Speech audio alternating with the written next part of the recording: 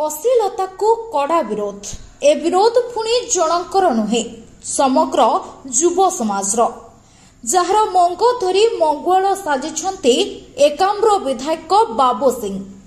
आज आरंभ होईछि ओडिशार बहु चर्चित खंडगिरी मेला, जहाकु नेई बेस किछि दिन हेबो सोशल मीडिया रे फेस टू फेस फाइट देखा देछि।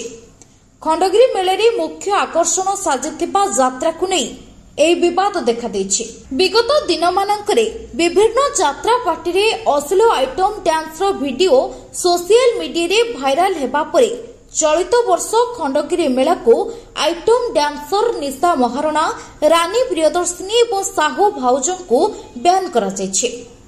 आ एही खबर सोशल मीडिया रे भाइराल हेबा परे एही तीन जण एहाको कड़ा विरोध करथिले आ अंग प्रदर्शन करिबो बोली कहिथिले एवं कहिथिले हमको रोकी पारिबो नाही, आमे निश्चित अंग प्रदर्शन करिबो।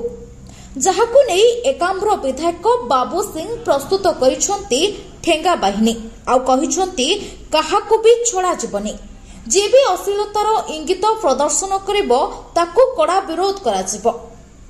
100 ठेंगा सहित 100 जन ठेंगाधारी युवकों को नियुक्त करिसंती बाबू सिंह, जे अश्लीलता उपरे तीक्ष्ण नजर रखिबे।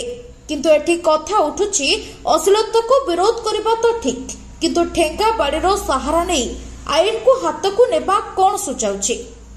या सरकारी कळ बा प्रशासनर पारिबा पणिया उपरे प्रश्न उठाउ नाही तो? ब्यूरो रिपोर्ट, संभव टाइम्स।